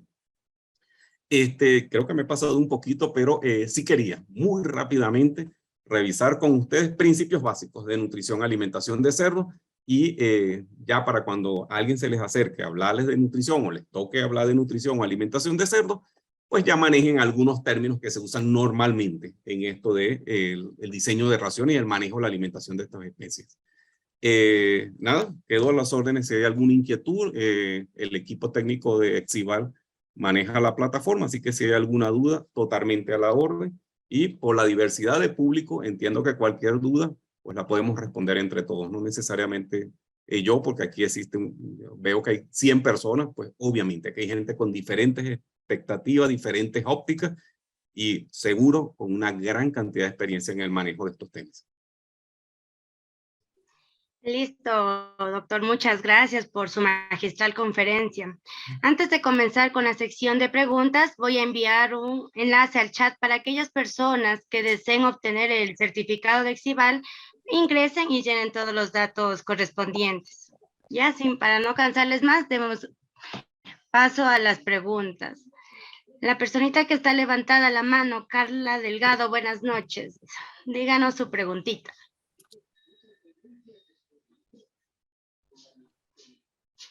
Carla, ¿está por ahí? Parece que solo se le ha alzado la mano. Bueno, por el chat tenemos algunas preguntitas. Vamos a responderles. A ver, Delia Núñez nos dice, una consulta, la lisina es 100 gramos, ¿verdad? Por animal. Sí, lo que pasa es que recuerden, les mostré un estado fisiológico muy particular y les comenté de que es un estado fisiológico y sobre todo en esa fase de 0,84 días que buscamos que la cerda no se nos engorde. Ya cuando vamos hacia la siguiente etapa, que es donde hay el gran desarrollo de esos 12, 14 lechones que tiene ese animal, sí subimos la lisina. En este caso muy particular, con 100 gramos de lisina balanceamos totalmente esa reacción en cuanto a la lisina. Recuerden que no solo es lisina la que yo le estoy aportando por vía de aminoácidos sintéticos. Esa soya tiene bastante lisina, el maíz tiene algo de lisina y el resto de las materias primas tienen algo de lisina. Ese valor de lisina que ustedes están viendo de 100 gramos en ese ejemplo particular, eso varía muchísimo si estamos hablando de un cerdo inicial o si es una hembra en lactación. En ese caso particular, sí, un valor tan bajo como ese cubre tranquilamente lo que faltaba de lisina en la ración. Listo, doctor. Tenemos otra pregunta de María Alejandra. Disculpe, ¿la melaza tendrá algún valor inmunológico en el cerdo? Hasta donde yo sepa, María Alejandra, no. Realmente no tiene ningún valor inmunológico y como te comento, solo se le coloca básicamente a esas raciones para darle sabor y reducir el polvo, porque el animal cuando entra a los comederos, sobre todo si el alimento es en polvo, tiende a usar, y si se levanta mucho polvo se va a ahogar y se retira del comedero. Y recuerden que nos interesa mucho que ese animal consuma alimento, ¿verdad? Entonces es básicamente para eso. De hecho, cuando estamos haciendo raciones para aves, no llevan melaza, porque las aves ni tienen gran cantidad de papilas gustativas, y por otra parte, el alimento casi siempre es peletizado en esos animales, y por otra parte, no tiene sacarasa, con lo cual no puede degradar el azúcar contenido en la melaza. Si le damos melaza a raciones para aves, lo que vamos a generar es tránsito rápido, en líneas generales. Si quieres, yo sigo con las preguntas, las estoy viendo aquí. Si la melaza se da en seco, en húmedo, ¿cuánto en animales en crecimiento? Miren, normalmente, depende del tipo de alimento. Si es alimento en harina, le puedo dar un poco más. Si es alimento en peletizado, tengo que controlarlo mucho porque la melaza me puede dañar la calidad del pellet, puede hacer un pellet que se fracture mucho. Entonces, sí venden melaza en seco, pero normalmente es melaza húmeda, o sea, en fresco, como viene. Y como una regla general, eso, y se los mostré en el cuadro, eso va a estar entre el 1 y el 3%. Puedo darle un poco más si el alimento está en polvo, porque no me tengo que cuidar de pellets, y voy a garantizar que el alimento coma más. Y si está pelletizado, pues ahí sí tengo que restringirlo. Bueno, correo y número de celular para cualquier duda, si no es molestia. No, obviamente no es molestia.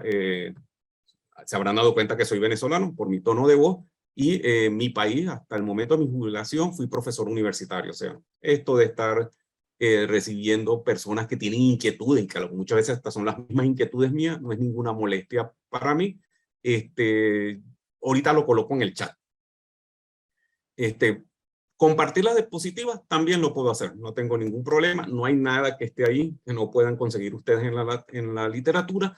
Hay un temita con las diapositivas que tengo que compartirlas en PowerPoint, porque como tienen animaciones, si las pongo en PDF, se desarman las animaciones. Pero no tengo ningún problema y muchos saludos a Perú, realmente, a vecinos del Ecuador, realmente.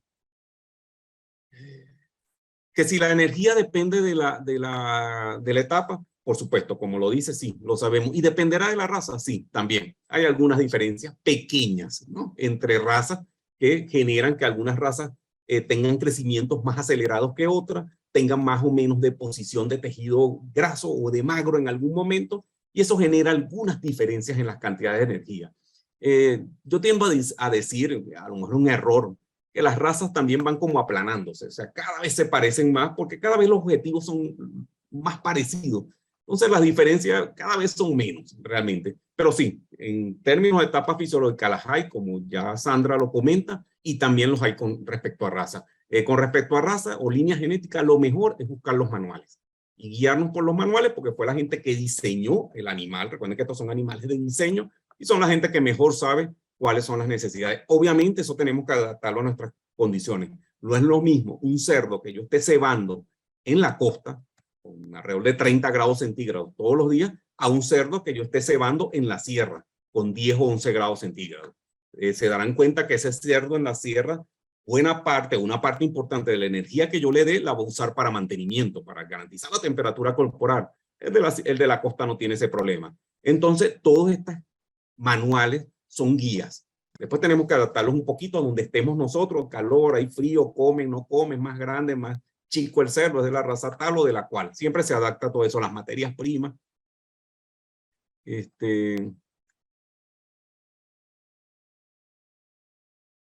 No, esto del ahorro en pellets o harina, simplemente lo que yo hice, y eso fueron esos valores que le mostré. ¿Qué es lo que hicieron los investigadores? Midieron la conversión. ¿Qué es lo que es la conversión de alimentos? ¿Cuánto alimento requiero yo para un fin productivo X? En este caso era ganancia de peso, porque yo puedo sacar conversión, por ejemplo, en producción de huevos. Y diría cuánto alimento necesito para producir una cubeta de huevos. O sea, el valor de conversión, y no tiene unidades. O sea, no es ni porcentaje ni nada, sino simplemente, en este caso, si no me recuerdo, 3 punto tanto por ciento de kilogramos de alimento o de unidades de alimento para yo garantizar una unidad de producto. Yo puedo decir, por ejemplo, requiero 3.22 gramos de alimento para 1 gramo de carne, o 3.22 kilos de alimento para tanto cc de leche. O sea, eso se hace como una conversión. ¿Qué es lo que yo les hice ahí para mostrarles a ustedes cuál era el ahorro? Simplemente agarré la conversión del alimento en pellets y lo dividí sobre la conversión que daba el alimento en harina y lo multipliqué por 100. De esa manera yo les coloqué ahí, miren, esto es 5% de mejora en uno y 4.7 en el otro. ¿Qué sucede eso? Bueno, si yo tengo 5 puntos y pico de mejora en la conversión, eso significa que voy a gastar 5 puntos y tanto menos alimentos para generar el producto que quiero. Carne, leche, huevos, plumas, pelos, lo que sea, mi sistema de producción. Entonces, básicamente es simplemente eso, expresarlo como porcentajes. Carla, tiene la mano levantada, Carla, si tienes alguna inquietud.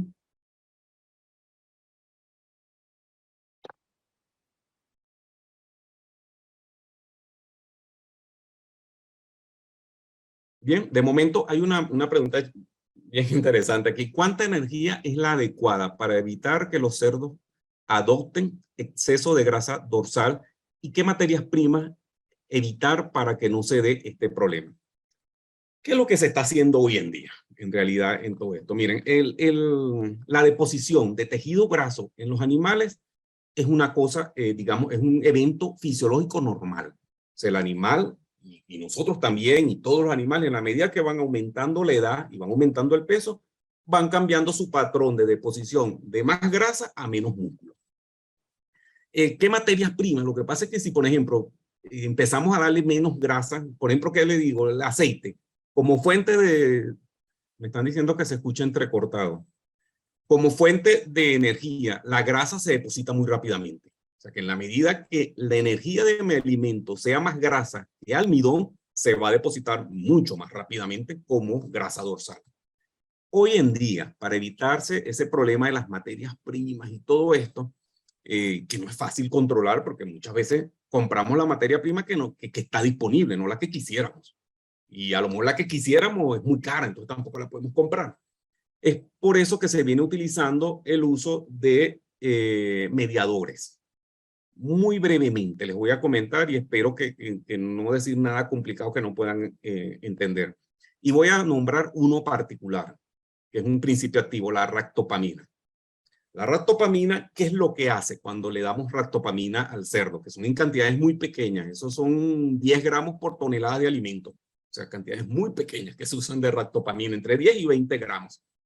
Que, por supuesto, digo de ractopamina como principio activo, no producto comercial. Productos comerciales pueden usarse en mayores cantidades, pero terminan adicionando como principio activo entre 10 y 20 gramos de ractopamina, ya diluida en el producto comercial. Cuando yo le doy ractopamina a un cerdo, y esto se usa solo en el último mes de engorde, no se usa antes, solo en los últimos 25 a 28 días. ¿Qué es lo que hace la ractopamina? Muy soluble, esto es liposoluble, ingresa muy rápidamente al torrente sanguíneo del animal, y una vez que está en el torrente sanguíneo del animal, esto es un mediador biológico, va a copar en las células del tejido adiposo del animal los espacios que iban a utilizar los adrenérgicos, que son unos mediadores naturales que tiene el cerdo. ¿Qué sucede? Cuando viene la ractopamina e ingresa al animal, copa estos espacios. Con lo cual, cuando los adrenérgicos naturales del animal están en sangre, la célula no los reconoce. ¿Verdad? Porque los espacios donde los reconocía, que son unos puntos en la célula, están copados ya. ¿Qué es lo que hace esto? Esto le da el mensaje a la célula de que hay un problema nutricional y que tiene que degradar grasa para nutrir el cuerpo del animal. Y espero me estén siguiendo. Bajo estas condiciones, el animal, y por eso que se usa en los últimos 28 días, el animal va a estar permanentemente como si tuviese un desbalance energético, moviendo grasa del cuerpo. Entonces, por eso, ¿qué hacemos? Le damos ractopamina o clenbuterol, si es un rumiante, en ceba. El animal, sus células adiposas tienen la señal de emergencia, hay que mover grasa, comienzan a mover la grasa que está almacenada, con esa grasa nutren al cuerpo, y yo paralelamente, como les mostré, le bajé la grasa en la dieta al animal. Y se le suben los aminoácidos. Lamentablemente no se los mostré, pero los aminoácidos se suben muchísimo cuando estamos usando ractopamina. ¿Por qué? Porque ahora me interesa que el animal meta músculo. Entonces, bajo grasa en la dieta, las células comienzan con una señal de hambre a mover la grasa del cuerpo y yo le estoy metiendo más aminoácidos para que sintetice proteína. Bajo esa condición, ¿qué es lo que hago? Modulo la ganancia de peso. Ya no es una ganancia de peso con base en grasa, como sería naturalmente en un cerdo, por su edad y por su genética, sino que es una ganancia de peso basada en músculo. Entonces, realmente, desde el punto de vista económico, desde el punto de vista tecnológico, desde el punto de vista racional, utilizar estos productos que no son tóxicos, y eso sí tengo que, muy pendientes de esto, ninguno de estos productos es tóxico, esto en la cocción se destruyen totalmente, incluso hasta en el almacenamiento del animal se destruyen la mayoría de los aditivos, como este modulador.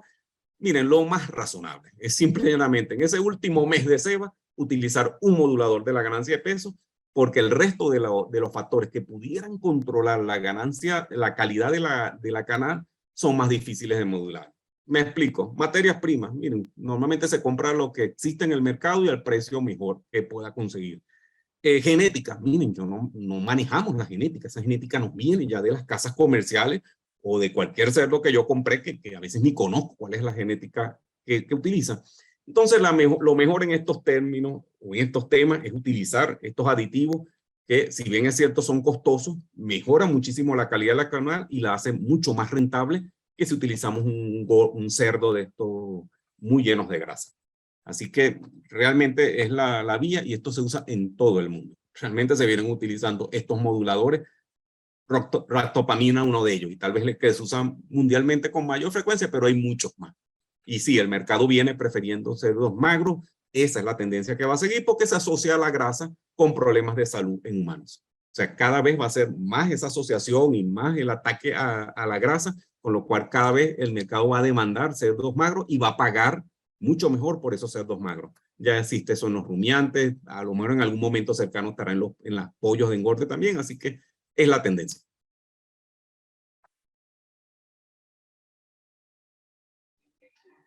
Parece que ya no hay más preguntas. ¿Alguien más que desea hacer alguna pregunta o ya damos por concluida la sección de las preguntas? Sí, David, adelante. Doctor, buenas noches. Un saludo para todos. Yo tengo una consulta, ¿verdad? Yo trabajo con un concentrado de una marca X, que este concentrado ya viene con un 31% de proteína. A esto yo le adiciono 2 materias primas, harina de maíz y polvillo de arroz. En el caso, ejemplo, de crecimiento, utilizo un 28% del concentrado con el 31% de proteína, 27% de maíz y el 45% en el cono de arroz. Dando un resultado, la verdad, bueno, pero yo quisiera mejorarlo. Aparte de estas materias primas, ¿qué usted me puede aconsejar para agregarle a la mezcla que yo elaboro? Todo esto lo doy en harina, no peletizo. Sí, mira, David, normalmente para evitar especulaciones, porque te puedo decir cualquier cosa y seguro va a ser una especulación. ¿Qué es lo que se hace en estos casos? Este concentrado que te están vendiendo, que los conozco, los venden como un núcleo y en líneas generales funcionan bien en realidad. Estos concentrados vienen con un perfil y si no, pues se le solicita a la planta que te los vende. ¿Cuál es el perfil de nutrientes de ese concentrado? Porque la diferencia de ese perfil en función de lo que tú quieres lograr es lo que vas a colocar con las materias primas. Y las materias primas que me mencionas son materias, digamos, normalitas, entre comillas, algo de maíz, algo de arroz, etcétera. ¿Qué pudiera hacer? Pues mira, se puede, en este caso, afinar los aminoácidos y ponerle un poquitico de metionina, un poquitico de lisina, algo de treonina y partiendo de qué está aportando el concentrado y partiendo de lo que tú tienes como disponible de materias primas y el perfil de esas materias primas, o sea, eso hay que analizarlo. Normalmente las empresas siempre te suministran ese apoyo técnico en análisis, porque cuando hablamos, por ejemplo, un producto que mencionaste es el cono de arroz. Mira, cono de arroz hay desde lo que es prácticamente cascarilla contaminada con algo de polvillo hasta realmente cono de arroz. Entonces, si podemos conocer, en este caso tú, si puedes conocer la composición prima de tu materia prima y del núcleo que te están enviando, pues mira, ya lo que te toca es afinar. Porque por ejemplo, probablemente revisas tus expectativas desde el punto de vista de ganancia de peso o lo que te sugiere la línea genética con la que estás trabajando o los animales con los que estás trabajando y podrás definitivamente llegar a la conclusión, mira, te está faltando un poquito de lisina, un poquito de metionina, tal vez de treonina, y así terminas de afinar hasta llegar a lo que tú deseas. Y obviamente hay aditivos para mejorar. Entonces, no sé si este núcleo trae o no enzimas, pero hay enzimas en el mercado que te pueden ayudar muchísimo a utilizar mejor ese alimento que estás generando para esos gramos de diferencia que entiendo que es lo que tú andas buscando. Pero es básicamente eso, conocer cuál es el perfil de eso, cuál es el perfil de tu materia prima y contrastar eso contra las necesidades de la línea y, por supuesto, el lugar donde tú estás. Pues el ejemplo que le daba de la energía, pues esto puede ser muy variable si estamos en frío o en calor, a grandes alturas o a bajas alturas. Aquí Cristóbal nos consulta. Al utilizar el balanceado de una X marca y utilizar otros subproductos como plátano, zapallo o yuca, ¿habría algún factor que altere la conversión en el cerdo? Sí, efectivamente. Y te lo va a alterar la calidad de ese plátano, zapallo o yuca que estés utilizando. Básicamente porque puedes estar, así que con toda seguridad, diluyendo mucho el perfil de nutrientes de la ración. Y por ejemplo, plátano, que es otra materia prima que no se la nombré, que con frecuencia nos consultan en la empresa sobre harinas de plátano. Miren, es muy variable. O sea, si estamos utilizando la cubierta del plátano, eso tiene mucho tanino. Y eso incluso desmejora la degradabilidad de la proteína del alimento. Si estamos utilizando una harina que tiene mucho del contenido interno del plátano, lo que uno se come, es de mejor calidad.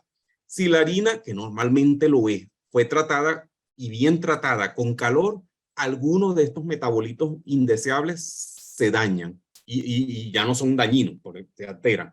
Y se mejora la digestibilidad. Pero si la harina está muy cruda, prácticamente el plátano, si crudo o subcocido, es prácticamente indigestible para el cerdo. Que hay gente que te dice, sí, pero es que en las casas de familia alimentan los animales con plátano, zapallo y yuca. Sí, pero es que esos animales no tienen los parámetros productivos que queremos nosotros en los animales si estamos en un sistema intensivo o semi-intensivo. O sea, bajo esas condiciones, un alimento con base en plátano, zapallo y yuca no va a generar rentabilidad porque las tasas de crecimiento son mucho menores a lo deseado, un poco lo que nos planteaba anteriormente David. Entonces, sí se puede, solo que controlar muy bien cuáles son las características de esas materias primas para saber el nivel al cual van a ingresar. Que de plano les comento, miren, cada una de esas no entra en mucho más de 3 a 5%, ¿verdad? Y siendo mucho, ¿verdad? Siendo muy optimista, porque realmente su perfil nutricional no es compatible con las exigencias de los animales si los estamos criando para obtener buenos patrones productivos. Y el otro problema de esos subproductos, que ahí falta el maracuyá, que también lo ofertan mucho, y el palmiste, que también está mucho en el mercado, es que son muy variables. Ustedes pueden comprar esta semana una harina de plátano que es totalmente distinta a la de la semana que viene. Igual pasa con el zapallo, con la yuca, con el palmiste, con lo cual, pues miren, prácticamente es muy difícil saber qué están comiendo los animales porque el producto varía de semana en semana. Y como les comenté, así como varía el producto en semana, también varía el consumo de los animales porque lo detectan muy rápidamente el cambio en la ración, en sabores y olores.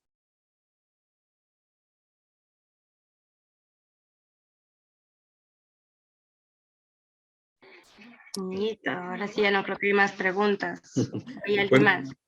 Pues miren, bueno, déjenme que comparto ahorita mi dirección de correo por si alguno está interesado y podemos seguir luego hablando. Dar las gracias al equipo técnico de Exibal, gustosamente recibí la invitación de parte de ellos y por supuesto muy agradecido de ustedes, de todos ustedes que tuvieron la paciencia de escucharme durante poco más de una hora y que nos hemos quedado conversando un poco más sobre el tema. Son temas muy apasionantes, sobre todo para alguien que trabaja en nutrición, como es mi caso, y como les comentaba, esto termina siendo entre 70 y 75% de los costos de manejo de un animal en producción. Al contrario, doctor, nosotros estamos agradecidos por compartirnos esta magistral capacitación de tal vez temas que no lo sabíamos y que ahora, gracias a usted, ya sabemos un poco más. Ya para terminar, no sé si de pronto me podrían ayudar todos los participantes a prender las camaritas para tomarles una foto y poder compartir en nuestras redes sociales, por favor. Ya aproveché y les coloqué en el grupo mi correo electrónico, así que siéntanse en libertad. Para mí realmente no es ninguna incomodidad saber de ustedes y si puedo ayudarlos en algo, ya los ayudo. Y si no, ya buscamos entre los dos la respuesta a la inquietud que tenemos.